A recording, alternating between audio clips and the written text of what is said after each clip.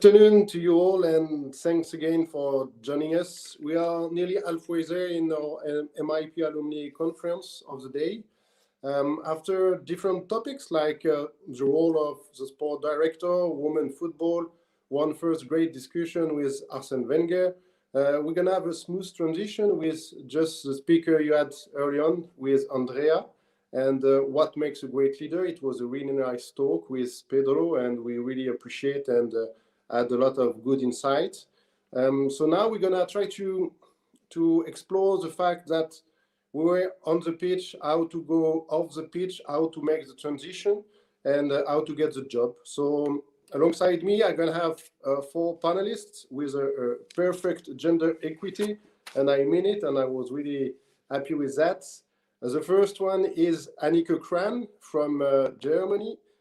She was a former international player, played for such big clubs and Paris Saint-Germain, of course.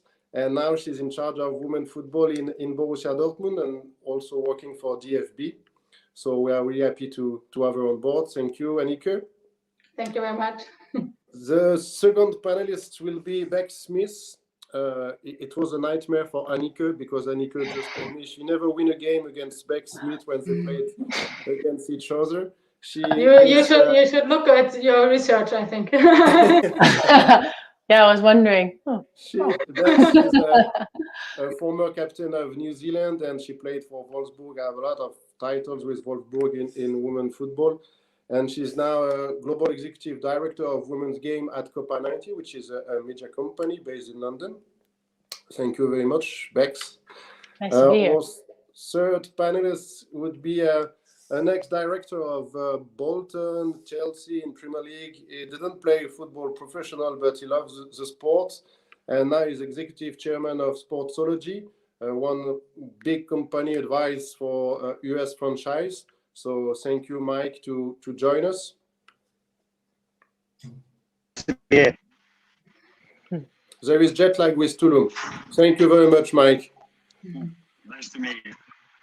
And our last but not least would be Eric Abidal. I don't know if I have to introduce himself because he's really famous for all what he achieved with Barcelona, French national team, and everything. So thank you very much. Gracias, Eric. Thank you. Adiós. Everyone. Todo bien. So we're gonna talk about how to make the transition, and I'm gonna start with you, Annike. Maybe when we are talking about transition, we have to come back a little bit when we were having our sports career. Did you think about your post career when you were playing, and how did you prepare it? Yeah, at least I already studied during my career. So I did I was at the university and studied sports science. So I prepared already during my career a little bit for my time after career. Even, in women's football, you get not a lot of money. And so you have to be prepared because it's sure one day maybe you stop or maybe you get injured. It's difficult. You have to pay your bills and you have to have a little money. And so I started already during my career to prepare a little bit the time after. So in a way, you never stopped studying. Yeah, at least I never stopped studying. I studied during my career. Then I finished already with a diploma. My sports science. I'm sports scientist, and after my career, yes, I joined the UEFA Alumni, UEFA MIP, and now the alumni. And yeah, I educate all my life for being here now. And what about you, Bex? Was it the same pathway? Probably a different pathway, but I actually never really wanted to be a professional footballer. I know, I'm allowed to say that, but I just never really. It wasn't a pathway that was available for me when I was in the U.S. coming out of college at Duke University, and then when I got captain of New Zealand team, I went away to Europe to see how I could do it. But I always knew that I wanted to run my own company and do my own thing, so I did my MBA and a postgrad in psychology, and worked throughout my career, my football career, knowing full well that, yeah, it just didn't, I only played because I thought it was fun, and obviously took it very seriously, but always knew that I wanted to transition into something and run my own sort of company, and got experience in lots of different industries along the way. And I think that was a nice opportunity that football gave me. I had an income and spent a lot of time, but you still had quite a lot of free time as a footballer to spend in other ways, exploring other industries. So yeah, enjoyed looking forward to my post-career transition during my football career. And just practically, how did you use your free time, as you said? I did a Master of Business Administration in Hanover when I was playing for Wolfsburg. So I did it at Leibniz University and GISMA Business Academy. And then I did a postgraduate in psychology through Massey University. So it was distance learning through a New Zealand university when I was still playing as well. And then when I was working at FIFA for the last, I think, 2 years, I had to finish it. So it took me 5 years to finish. Because I was spending a little bit of time kicking a ball around as well. Yeah, and then worked. I worked in Wolfsburg. I worked at Volkswagen. Did some part-time things there, which was fantastic. Really interesting to see that industry. And then did all kinds of things in Sweden, and worked in legal and finance and consulting throughout all the different countries in Australia and Germany and Sweden, where I played as well. Great. And you, Eric? Did you prepare anything during your career, or you were too busy because you played international Champions League? How did you get to that transition? Ton micro, Eric, ton micro. Sorry, really not. I really realized that I have to be focused for my retirement. When I moved from France to Spain, I joined a club, FC Barcelona, where internally they have education program for players. So for me, it was very interesting. But as well, I was not really know where, in which departments that I will be after my career. So in 2015, I was UEFA ambassador. So they talk about some program that they have. And at this time, yes, I realized that I have to train myself, know myself, and know more about the global aspect of football to prepare myself for the future. Thanks. And so when we heard that different speech, Mike, according to you, what is the secret of a smooth transition to go on off the pitch? Yeah, listen, thanks, Bruno, for the invitation. First and foremost, I think this is a fantastic topic, and I've been in with teams now for 25 years. I came through a route of sports science and psychology, and was one of the sort of first of the generation of non-ex-players to come into it. So I had the privilege of having my hand held in the very early days by a lot of ex-players, either as coaches or executives and that. And so, you know, my bias always, even in our business advisory and executive search level, is always to place the ex-players in the positions of leadership. Why? Because I think the contextual knowledge that is generated through a long career in any particular sport, whether it's in football, the NBA, NFL, baseball, and that, is hugely valuable to the long-term success. So when you look at players who have transitioned and what makes a good, smooth transition, first of all, I think a lot of the foundational things that made them great players with long careers, which is about an appetite for work, an appetite to get better, self-motivation, a drive to continue to be the best version of who you are. Those qualities still transition into being a good executive, and whether it's on coaching side or whether it's sport director or whatever role that people decide is the next thing for them. So they're foundational things for me. And then the other piece then becomes one's appetite to understand two things. One, what are the areas that day one, week one, year one, where you can bring tremendous value to the organization? So that will be a transition from understanding the game, understanding the mentality of players, how to work with a coach, how to get the most out of a coach. You may not have had ownership experience on a day-to-day basis, but you do understand the core DNA of a sports team, which is players and coaches. Then the piece that's I think is a more learned ability is how do you then study the more wider mechanics of if it's a sporting director's role like Eric, you know, P&Ls, budgets, financial planning, leadership, development of people, succession planning, creating a core team identity, maybe dealing with investors. These are all new things that as a player you probably weren't exposed to. But every year you become an executive, they become more and more part of your daily life. So two things, carry the qualities that made the people like Eric phenomenal and yourself, Bruno, phenomenal players. And then the second thing is how do you learn the things that you wouldn't have been exposed to in your career, but are fundamental, and their business acumen, and whether they're learned through a course like this, whether they're learned in combination with a role is even better.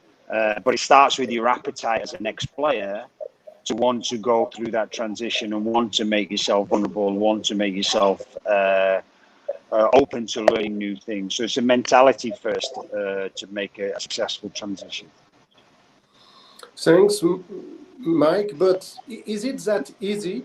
I mean, if I want to ask Annika, Bex, or Eric, because there were some great international players, did you think that it will be easy, that the door will be opened easily, or is it also a position you have to take and to handle properly? Annika? So I think maybe once you have been a former player and maybe in a good surrounding, you get maybe an open door, but at least you have take the opportunity, and sometimes you have to search for this open door, and to take the opportunity is given to you at least, and to step in, it's your act to step in and to be prepared already a little bit. At least you need experience after, but to take the challenge also, to be in maybe in a way or in a possibility you are not every time confident with, and so yes, it's sometimes maybe you get more doors if you are former players, but you have to take opportunities and to choose right for you. You okay with that, Bex? Yeah. I think it also depends on what country you're from. I mean, Annika and the German women's national team and the German Frauen-Bundesliga was a lot more visible at the time when I was playing. So there was a lot more awareness of the players that were playing in there, or you're playing for Germany that, let's say, oftentimes normally gets to at least a final in a big tournament, right, Annika?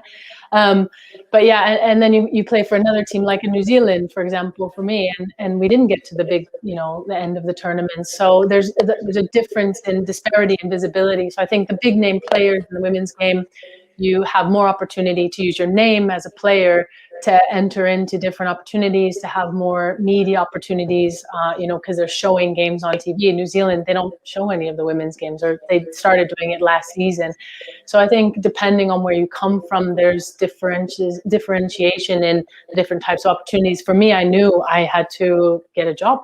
My name was never going to be big enough to, live off of all of my sponsorship deals forever and ever. So for me, I knew I had to work really, really hard and put in the time and effort into my education off the pitch to find a job, to network in a way that I felt would allow me to have those doors be opened as well. So no, it was a lot of work, Bruno. It still is. But if we take the question in the opposite way for you, Eric, the fact that you have been a huge career like that, played for national team of France, win Champions League for Barcelona, was it be at some stage some handicaps for you to get a job or to get into some business?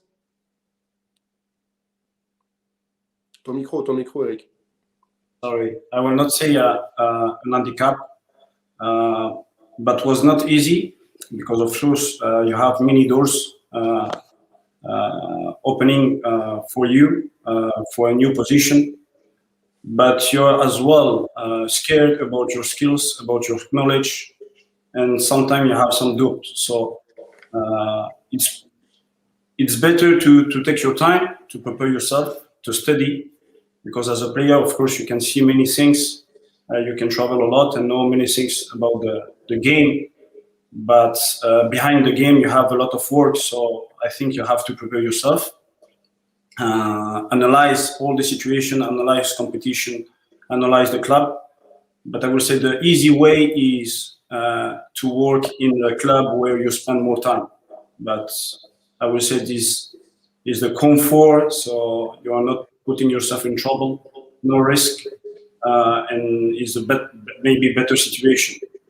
But many people now and many players during the MIP knows that was the best way to train yourself, to open your mind and see more and more, have more and more information.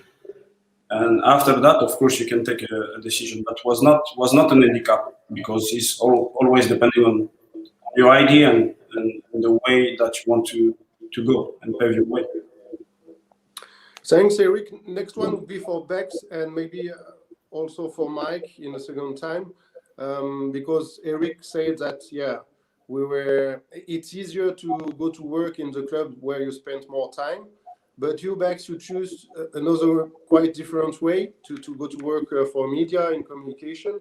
And Arsene Wenger this morning said that a big part of the job now as a manager or as a leader is the communication, which is in internal or external communication, but it's really becoming huge. How do you see the importance of media now? And did you choose this way straight away, or it's because of opportunity? Yeah, it's a good question, Bruno, and I agree with Arsene. Smart guy, Arsene, isn't he? No, I when I graduated from, or when I transitioned from football, I went to work for FIFA. So I organized the Women's World Cups for about 5 years, and in that I thought it was really interesting, because being able to see how football is governed from the very, very top level all the way through the confederations, federations, and then obviously we worked with different clubs and stakeholders as well. I could see the different types of opportunities and also the lack of opportunity, especially in the women's game. And for me, there was a massive gap between, on the men's side, you had all of this visibility, TV everywhere, social media everywhere, all the players. I mean, Eric probably was everywhere and probably didn't even want to be in as many places as he was sort of put in terms of media. Whereas on the women's side, because we don't have those broadcast rights, and because there isn't a lot of money and commercialism because of that, because there's not as much visibility, that's where I saw the massive gap. And honestly, the rhetoric around women's football was boring. It was always, these poor women, they're always fighting, equal pay. It was always the same topics. And actually, as Annika knows, some of our friends and our teammates are incredible people. They're incredible humans. They're, lawyers, they're moms, they're doctors, and they're incredible players as well. And so I think the sport had grown, but the media industry hadn't grown with where the sport was. And so that's why I wanted to go into media, to tell better stories, more accurate to what I thought the sport was, and also to give it more diversity. Because if you look at, you turn on Netflix and you look at sports documentaries, they're all men, they're all male athletes, they're all men's sports, and we all know that women's sports is, people want to watch it, but it just needed a little bit more of a push, I think, and told from the lens of a female voice as well. So that's why I started getting into media, and why I do the things I do right now as well. Great. And Mike, how do you see now the importance of media in sport, and the importance of communication, and the evolution of the importance of communication? Yeah, no, I think Arsene picks up a very important point, irrespective of role that you're going to take. And I know a lot of the people on the particular course will be focused on potentially a role inside a team at a very senior level, like Eric had. And there's a great thing in business where they say, content is king and distribution is queen, and distribution is communication in the world of sport. So One can have all the information, one can have all the experience, but if you cannot communicate to the customer, and the customer, maybe the player, the owner, the other executives, the coach, depending on the role, it's a lost opportunity. So communication is not going away in terms of a vital skill set beyond language, just the ability to relate to people. Linked to the last question, which is obviously a nice flow, Bruno, is people talk about preparation. And the last question, I think preparation for the transition of any athlete in any sport is huge, right? So one, how do you profile the role that you're going to walk into, and how do you profile the problems and the opportunities that are in there? I think this is with an ex-player, preparation has to be twice as much as the person who doesn't have a background in sport. Why? Because the expectation with the ex-player is that sometimes they're just going to walk into the role and the history is going to allow them to do it. There may be better opportunities, but 1 year in, 2 years in, if you're not doing the role and you're not prepared to do the role, that will be the thing that will undo you. So that could be a number of things in terms of your vision, your strategy, your philosophy of how you're going to do things, but also how, as in this question, how you're going to communicate on a day-to-day basis to do it. So the ex-player has a great advantage, but also has to become more prepared. One of the big things in there is that how are they going to communicate their message beyond their presence in the room, which is usually very high? How are they going to communicate the philosophy, the strategy, the structure, which is about planning and preparation? Well, communication is a huge part of success. If we're going to come back on the MIP, and the next one would be for Annika and Eric, how our MIP course could help you to make the transition, and what did you bring out of it? Annika? Oh, I want to give you the stage, but yeah, at least for me, the course was very interesting, and I got a lot of experience, and especially the diversity was really interesting to learn different mindsets, and even for my English, and I learned more English, and so I got a little bit more self-confident because to speak in English, I was not used to do it. So even I forget something, but no. And in general, it's like it was a challenge to be back at school, even for me, if I educate a long time. But to get back to school and to learn a lot about the football industry, and especially out of the pitch. Because like player, you know a lot of things which is happening on the pitch and around the team, but not every time about what's happening out in the stadium during a game, or how are all the political things around. And so it was quite interesting, and I think I got a really good education from even for my participants, but also for the staff of the UEFA, and also from all the speakers we had. We had brilliant speakers, and you could learn, and also you got insights from things you have never think before. Like we had like a Paralympics winner. It's maybe you are not in touch with this topic every day, so it was quite interesting, and we had incredible people, and so I like to have the conversation with them and the discussion, and to learn from their side. Eric? Yeah, as Annika said, I think was a huge challenge after many years without going to school. We learned a lot regarding not only football, but sport in general.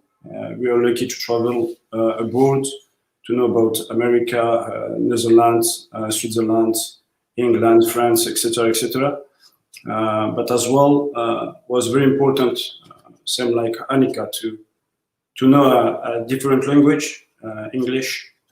French is good for me, Spanish as well, but English was really difficult.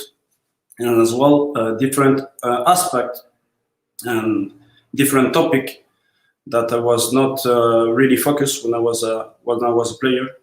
But we make the MIP to train ourselves, to train our brain to be prepared for the future. Because football, of course, is a game, and we are doing many years. But the new career will be, I think, more difficult and more long. So I have to thank the MIP, the people involved in this project.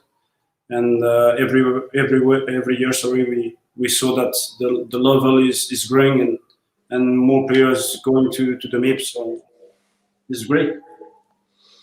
Thanks, both of you. I come back on Bex and Mike to have the international way of thinking also, and because they went to United States, I would like to know how sportsmen are considered in United States, and is it easier over there to get into leadership management and top position, like, because we know Michael Jordan or Magic Johnson, but is it easier in United States because of the way we consider sportsmen? If you want me to go, I can give you parallel with sports. If you go to football, soccer in US, MLS has got the same problem, which is now the league is 25 years old. There's a lot of ex-players there who have not found themselves into leadership roles. 1/3 of the sporting directors in the MLS are from Europe. And then the spread of the people in the MLS is everything from an ex-McKinsey consultant to people who've grown through the salary cap model in the league office. And there's quite a big spread of where it is. If you go to the other major sports, the NFL is predominantly a scouting background, and most of them are non-ex-players. If you go to the NBA, it's a very strong leadership role and very significant salaries. I would say it's a combination of both, from a Larry Bird who ran the Indiana Pacers, who was a very famous player in the 80s, now the Boston Celtics. But what we are finding is a split of a combination of both skills, Bruno. So one of the things I think you're seeing in the future of growing management teams and executive leadership is what we call brains trust.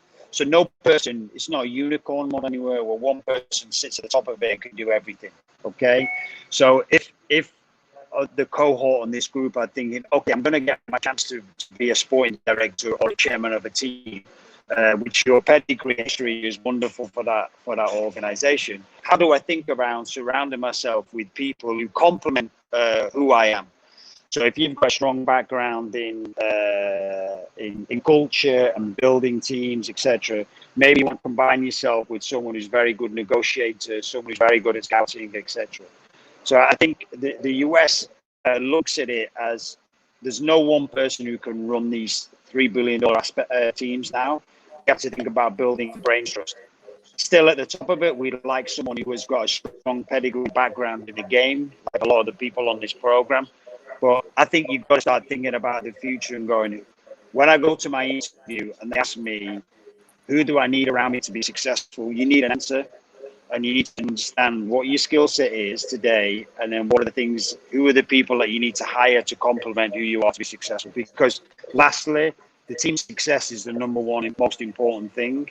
So how do you guarantee the success of the team by understanding who you are and what you need around you to be successful? This is the US model. Yeah, I think it's really, really interesting what Mike's saying, because when I came to Europe and saw sort of how some of the structures and the governance was run, it was a lot less from a business background and a lot more from, an ex-football background and or just stagnant sort of, in all honesty, all boys clubs running things. And I think that there's a lack of innovation due to that, and a lack of diversity clearly in the Europe market. And the US market, I think, suffers a lot less from that, because probably also because there's less tradition. MLS is a lot younger than the Premier League is, for example. But really interesting sort of to hear the different types of leagues, Mike. Another thing I think that's interesting about the US is that you have different opportunities, because the university system in the US is so big. So even if you're not going to make it as a coach or someone being a director of an MLS club, you can still work at some of the top universities in the world. which have a lot of funding behind them. I mean, when I went to Duke, the facilities we had there, the research that we did on our team with our Duke medical system, you know, even things like the dressing rooms and the changing rooms and how we traveled was a lot more professional than FFC Frankfurt was, which was at that time the best club in Europe, women's club in Europe by far. So I think that there's, you know, there's the top level at MLS or the NWSL on the women's side, and then you have the university system. And I think there's just a lot more opportunity there, also in media, because you have lots of different media conglomerates that are showing sports. Sports is a lot more diverse, a lot more different types of sports are shown in America as well. And so I think there's probably a lot more opportunity in that media space as well. But again, really interesting to hear Mike's take on it as well. And just to stay with you, Bex, and Annika also afterwards, it's just about gender equity and everything. Do you think it's more difficult to get in a top position management when you're a woman or not? I mean, I'd be more interested to hear what Mike has to say on that, you know, being a man in football or in sports. But I think there's less opportunity in different environments because there's a rigid way of recruitment, which is a lot about, you know, who you know rather than what you know. A lot less opportunity for women to enter in at lower levels to be able to work their way up. And I think that women are probably taken a little bit less seriously on the men's side, you know, coming from a women's football. And we've seen that when females enter into punditry over here in the UK, that there's a lot of talk about, well, you don't know what you're talking about. You can't talk about, you know, World Cup because you've never been in one. It's like, well, yeah, you have. It's a women's World Cup, but you've still played at that top level. So there's no reason why you can't speak about male players because you know what they're experiencing. So I definitely think there's gender discrimination, you know, and different markets have different types of discrimination. In some countries, it's a lot more open, you know, in Sweden and some of the Nordic countries where gender balance is a lot more equal, a lot, you know, it's probably not as much of an issue as it is in some of the Eastern European countries, at least from what I've seen. So I think it depends, totally depends on the culture and the values of whatever entity is that you're trying to get into. Annika, before yeah, I totally agree with Bex, because at least it depends the culture and it depends the environment you are, and like in the UK there is a big discussion about gender equality and even in the society. So in Germany it starts, but even I think it's special in football in Germany. It's difficult to enter in a higher position like in a woman, because at least at the moment the responsibles are men, and they decide not every time for a woman because the reasons maybe are more historical, but it's difficult, I think. So it's good that more and more women are entering the game, also in football.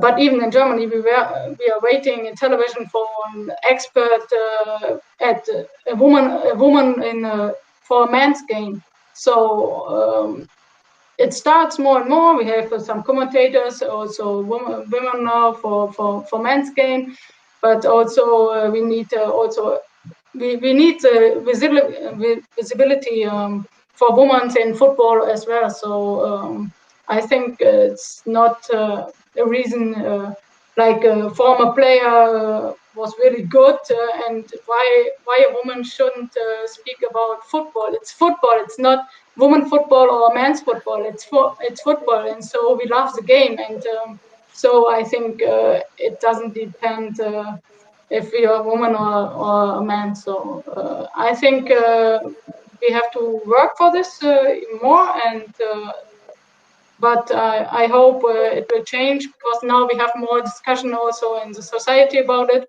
So I think we can change this as well. Mike, Yeah. Mike, you agree? But yeah, I give you 30 seconds. I totally agree with the comments. I talk about diversity, or we talk about it, and diversity is obviously the traditional piece, and then there's cognitive diversity, which is defined as bringing people into business who've got a different view on the historical view on how it is. So if you think about US sport, there's 170 professional sports teams across 5 major leagues. But there's only one female leadership, the head general manager, sporting director of the 170. So there's a lady, Kim, who's at Miami Marlins in baseball, and she was hired recently. But I think sport by sport, you're seeing differences. The NBA have been very welcoming of female assistant coaches. Becky Hammond, who's the number 2 person at the San Antonio Spurs. So there is a trend to go out as a father of 3 daughters living in North America. The appetite for female inclusion in sport is very high, but it's still got a long way to go. But we are seeing the breakdown of stigmas about the roles of female leadership in front offices roles. And I know from the last NBA hiring cycle in head coaches that 2 female coaches were interviewed for basketball NBA, which is probably the number 1 or 2 sport in America, for head coaches roles. So the trend is changing in North America. My view on Europe is still got a long way to go. And that starts with federations and ownership of teams having a more cognitive, diverse view on talent.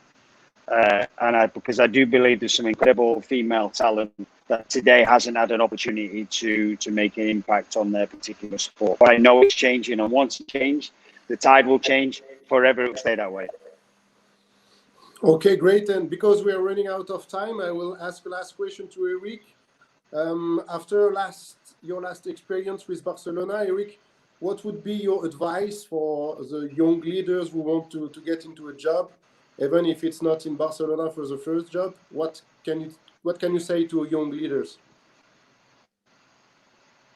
Ton micro, Eric. I would say no, try to be focused on the goal. Be really connected during the career. Build a professional network, because of course during the career I think is key for the players to prepare the future. But as well, communicate with the people from the clubs to know if they have a special program for player or not, and how the clubs can help them to prepare their future. Football is a game. Everybody is involved. Everybody can have something every day, because sport is going fast, and we always have to adapt ourselves to the competition, to the game. But as well as I think everyone said, we are whole the team, whole the family, and whole together we can make this game better. Great, thank you. And yeah, we have to close the panel. I would like to thank you all, you 4, Anike, Vex, Eric, and Mike. It was a pleasure for me. I was really honored to be the moderator of this panel.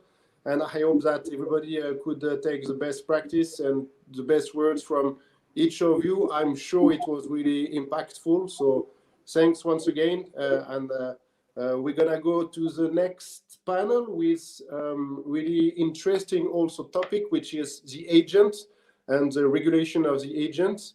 It's an important stakeholder, really useful, and we have to take it into account, but we have to regulate the most appropriate ways. That's why we're going to have this topic just after the break. Thank you very much.